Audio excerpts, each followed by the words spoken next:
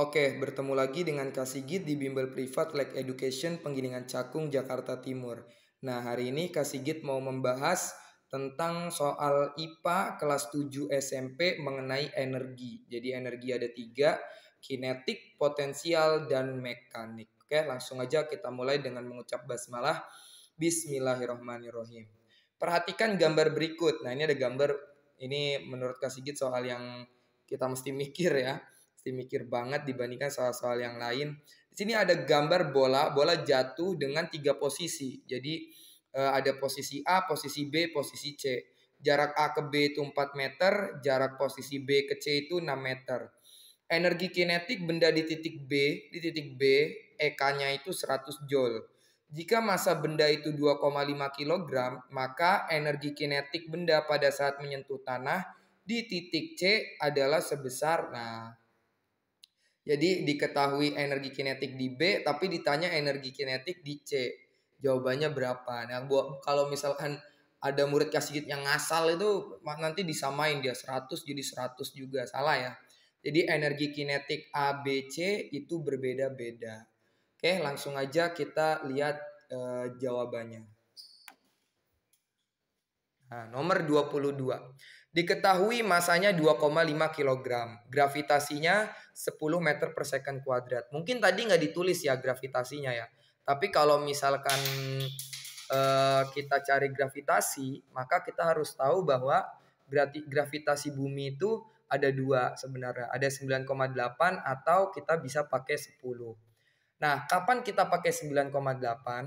9,8 itu dipakai kalau misalkan di soalnya itu tertulis 9,8. Tapi kalau di soal nggak nulis 9,8, maka jangan pakai 9,8. Itu nyusahin hidup namanya. Jadi kita pakai berapa Kak? Pakai 10. Jadi kita pakai 10 meter second kuadrat.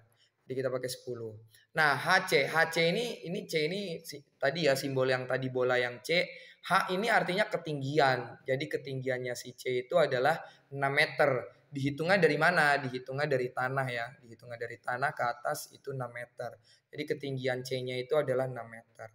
Nah, terus diketahui EKB itu artinya energi kinetik pada bola di titik B itu 100 Joule. Tapi yang ditanya adalah EK-nya si C ketika bolanya itu udah ada di tanah kayak gini. Nah, ketika bolanya di tanah, gimana cara nyarinya? Nah, gini. Ketika bola, ini kasih gambarin dulu di sini deh. Jadi energi itu kalau di bab ini itu energi terbagi menjadi 3. Ini kasih ajarin lebih detail. Ada EP, ada EK, ada EM. Nah, EP itu berhubungan dengan ketinggian, tinggi. EK itu berhubungan dengan kecepatan, ya, kecepatan. V ya, V itu kan simbol kecepatan ya. EM itu adalah gabungan antara EP dengan EK. Jadi gabungan EP plus EK. Cuma EM itu unik. Jadi EM itu di tiga-tiganya itu jumlahnya sama.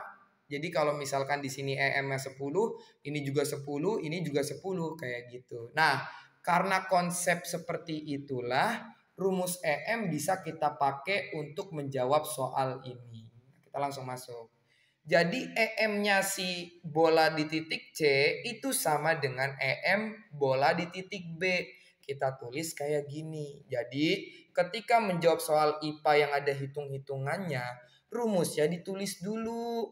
Biar rapi, biar kita gampang ngitungnya. Jadi di otak kita itu rapi.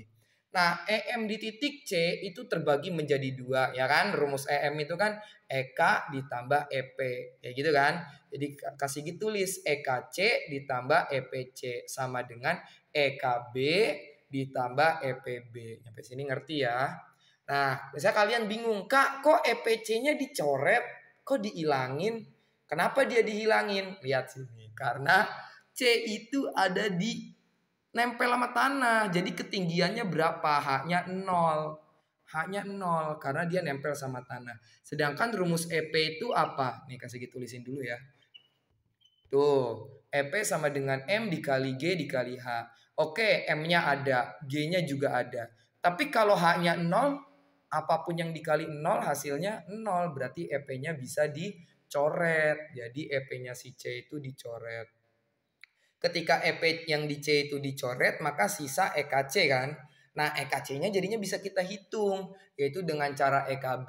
EKB tadi udah ada, tuh 100 Joule, kita tulis 100 Joule ditambah EPB. EPB kita tulis rumusnya M dikali G dikali H. Berarti 2,5 kilogram dikali 10 meter per second kuadrat dikali 6. 6 dapat dari mana, Kak? Dari soal tadi, HC.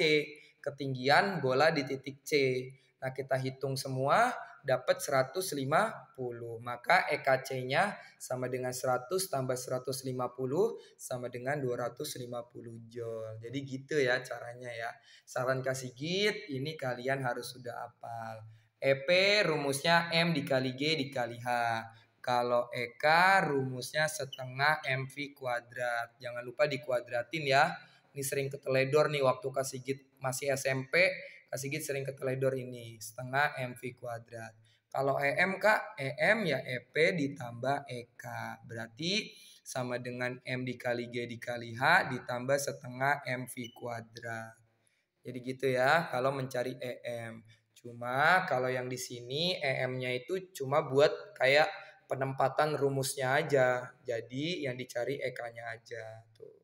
Dapat hasilnya 250 Joule. Oke, sampai sini dulu kita akhiri dengan mengucap hamdalah alhamdulillahirabbil alamin.